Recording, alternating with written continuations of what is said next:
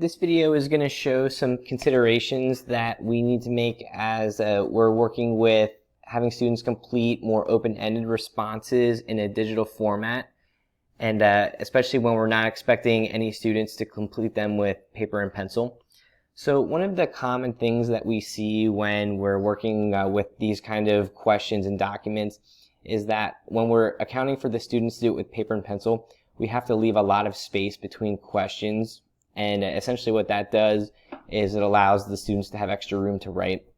If we're focusing solely on the students completing the work in a digital format, though, we don't need to account for all of this spacing. So, for example, if I'm a student and I'm just typing in my response here, you can watch the bottom of my screen as I go to my next line. It's pushing the next question down, even though there's still a ton of space between my response and that question.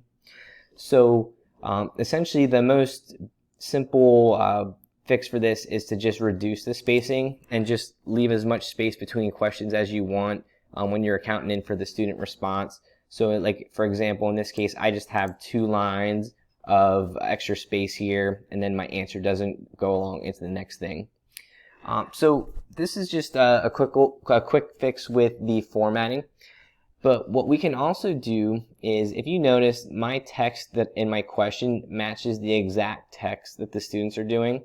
So it might be hard for you as the teacher to be able to differentiate. So I just have a couple tips for potential things you could have your students do to be able to get around that. The most simple one is to just instruct your students when they're giving a written response to just highlight their text when they're finished, and then change the font color to something that's readable but not black. So in my case, I might tell them to pick the dark blue color, and then I can easily see what my question was, and then the dark blue signifies that this is what the student response is, and it makes it easier for me to read through when I'm trying to go through their responses. All right. Other options that we also have include not just leaving it open, that the students just have to figure out where they're going to type. So an example of this, if you're familiar with our first video where we enabled the developer tab in Word, we just click developer tab.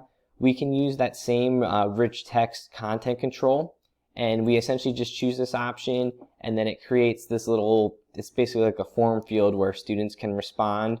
And ultimately, as a student, like when I'm typing in, I would just type my response.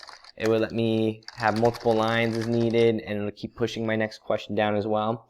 And what's kind of nice with this is while the students are typing, it gives this little border to it, so it lets them see and make sure they're typing in the field that's supposed to be typed on.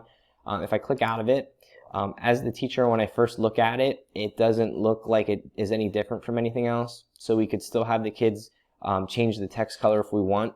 But what I also wanted to emphasize is that, like, when you hover over it, you can see really a light gray box, like fill-in color, and then that would let you see exactly what the students type. So this would still give you another option if you wanted to. And then one more thing, if like maybe using the developer tab isn't something you're familiar with and you don't want to kind of figure out how to use it, we can also just end up using a regular text box. So what I'm going to do now is I'm going to just delete this form field. And if I go to the Insert tab, we're going to just insert this text box like we would for any other normal text box or anything in our Word document. I just go to Insert tab, go over towards the right on the top here and click Text Box. And I'm just going to choose a simple text box. And then ultimately, all I'm going to do is I'm going to just make sure it's underneath my question. Whenever I use a text box, I'm going to make it the full width. And then what that'll make sure that it does is it won't hopefully mess up any of the formatting if the students open it in like a digital in the Office 365 version of Word.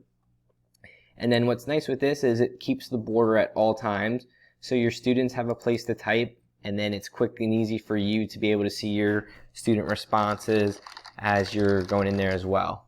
So hopefully these tips help you as you're trying to format your documents. And as I mentioned before in other videos, it might be best when you're making these in a more digitized version to just save it as a different name. Maybe you have one that's your regular document, and then you save this as the digital format of it, and that way you don't have to worry about how the spacing is going to work. You'll have both versions to work with if you want to do it on paper or have the students do it online.